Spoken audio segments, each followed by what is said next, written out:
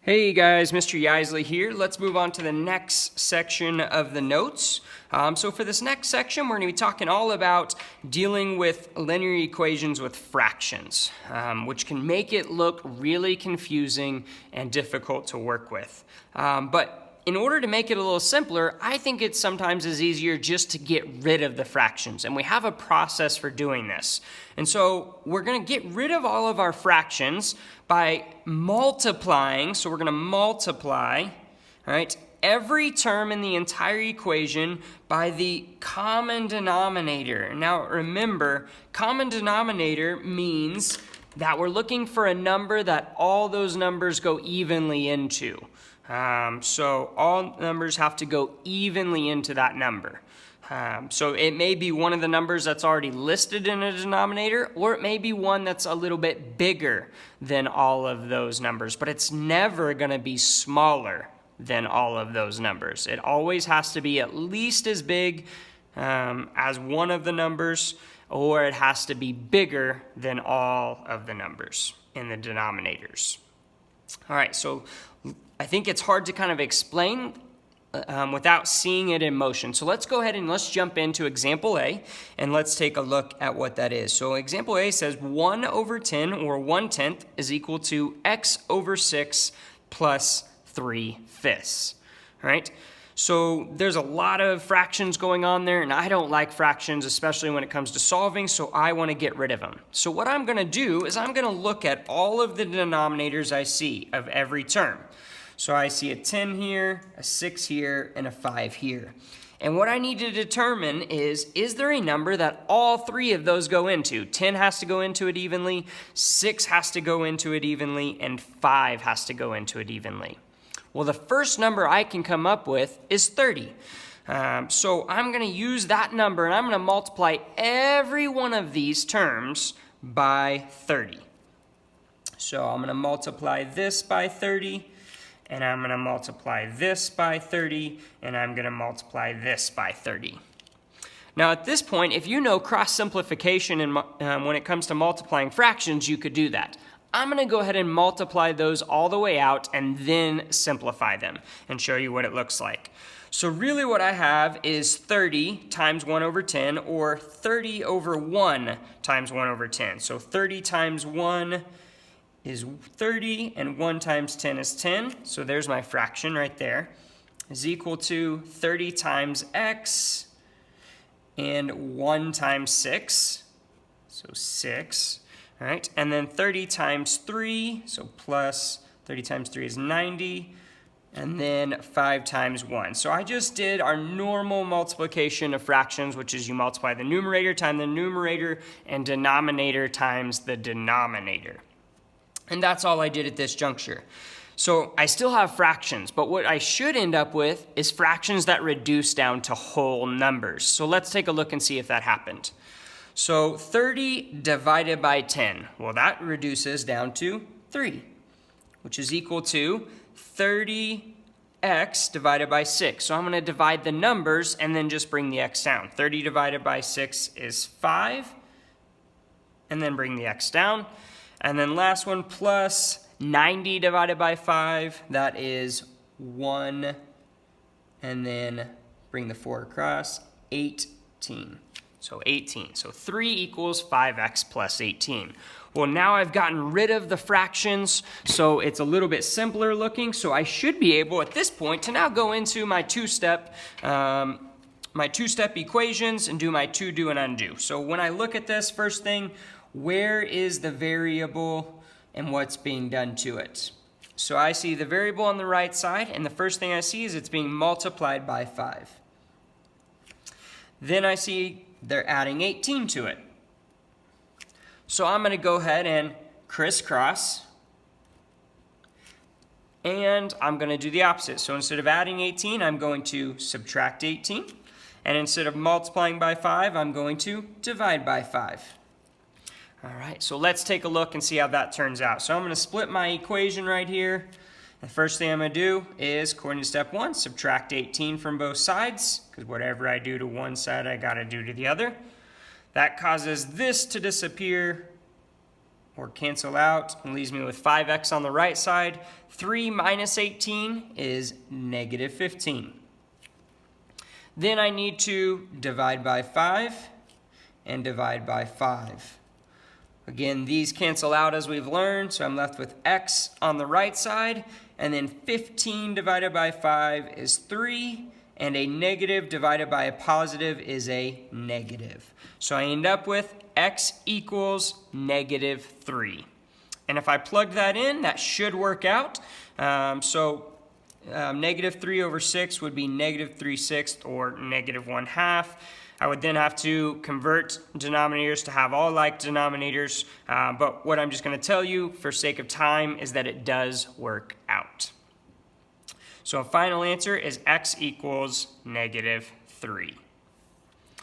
Now, I showed you kind of the long way there where I didn't do any cross simplification. If you're aware of how to do cross simplification, you can kind of skip this step right here in the middle where you still have the fractions and you can get it all the way directly to there. And I'm going to do that here on the second example, example B. So when I look at example B, I have negative 3/4 x plus 1/2 equals 2. Well, I notice one of my terms, the 2, does not have a denominator, so I'm going to go ahead and just give it a denominator. And as we've learned in previous classes, any whole number is really over the denominator of 1. All right, so now I need to look for that least common denominator. So when I do that, I have a 1, 2, and 4. So what's a number that would go into all three of those? Or excuse me, all three of those would go into. Well, 1, 2, and 4 can all go into 4 because 2 goes into 4, 1 goes into 4, and of course, 4 goes into 4. So what I'm going to do is I'm going to multiply each one of these terms by 4. So multiply the first one by 4, multiply the second one by 4, and multiply the third term by 4. Now on this one, I'm going to use cross simplification, and I'm going to skip that middle step that we saw. So when I go to multiply 4 times negative 3/4 x, I know that when you multiply fractions, you can look diagonally. So I've really got 4 over 1 here. So I look here and I see a 4 on this numerator and a 4 on the denominator, which means they both cancel out because they're both divisible by 4. Well, when I do that, that means that all I'm really left with there, and because these both became 1s when they cancel out, is 1 times negative 3, which is negative 3, and then 1 times 1 in the denominator, which is 1, and anything over 1 is itself. So really what I have left here is negative 3x. So again, I went 1 times negative 3, which is negative 3. 1 times 1 is 1. So when I do this, the whole goal of it is really to end up with those 1s on the bottom so that I don't have to create another fraction. So I ended up with just negative 3x. So let's do that on this second part. Well, diagonally 1s, that's fine. 2 and 4, they can both be divided by 2. So I'm going to divide this by 2 and I get 1. Divide this by 2 and I get 2. So I've got 1s in the denominator, so I know I can get rid of the fraction. So I'm going to add, and I get 1 times 2, which is 2. And then final one, 4 over 1. Nothing to simplify diagonally. 1's both on the bottom, so we're good. So really all I have is 2 times 4, which is 8. Now, I'm going to stop for a second and just tell you, if you prefer the way we did in the first one, where you get it to the fractions first, all right, then you simplify those fractions, go ahead and do that. If you're good at doing the cross simplification, then go ahead and do that. Whichever one of those two you feel most comfortable with, I want to encourage you to use. The big thing is you need to show the work. I showed my cross simplifications here. I need to see that. I don't want to just see this portion, right? I need to know how you got there. This one, it's easy to see how we got there because I showed it all the way through. All right, well, at this point now, I should be down to a 2-step equation, which means I can go into my to-do and undo list. So I'm going to do that just right over here to the side, real nice and small, so hopefully you can still see it. I've got to-do to undo right here. Here's my x. What's the first thing that's happening? Well, it's being multiplied by negative 3. The second thing is they added 2 to it. So cross those to reverse the operations, inverse operations as it's known. So instead of adding 2, I'm going to subtract 2. Instead of multiplying by -3, I'm going to divide by -3. So now I've got my steps, so now I just have to go in and do it. So first step, subtract 2. So divide my equation in half.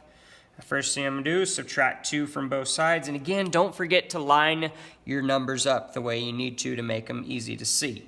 Well, again, that should cancel out, which it does. +2 and -2. Bring down my -3x. 8 minus 2 is 6. Second step, divide by -3. Now I'm going to do that on both sides because whatever I do to one, I have to do to the other. -3 divided by -3 cancels out. I'm left with x. 6 divided by 3 is 2, and a positive divided by a negative is a negative. So x equals -2.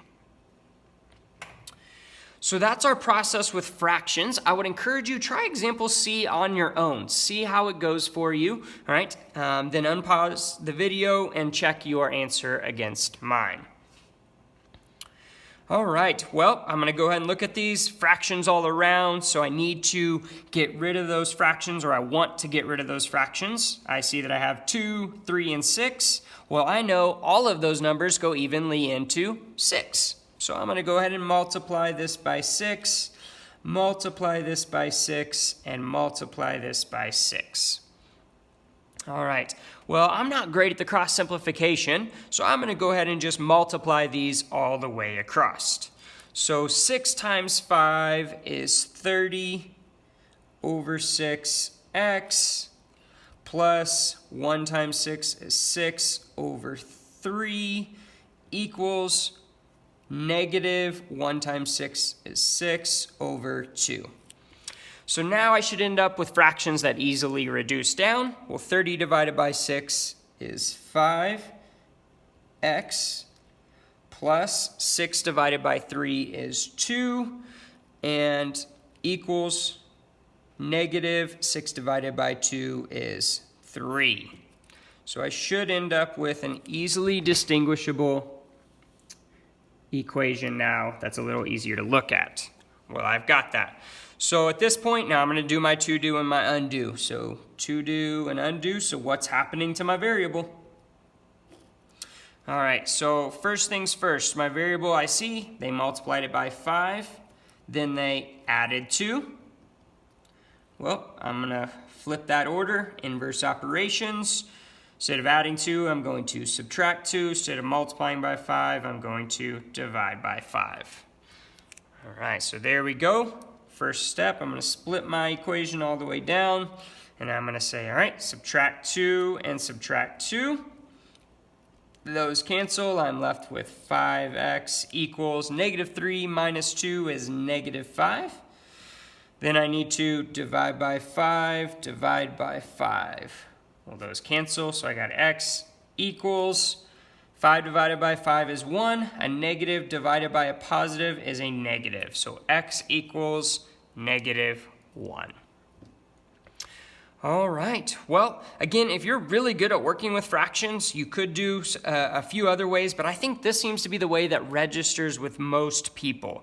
So again, if you can do some cross simplification like I did in example B, please feel free to do that. If you like to work them all the way out to the fractions, then simplify, do that. Again, reminder, you do not have to show your to do and undo list, but do show the steps to solve down for x.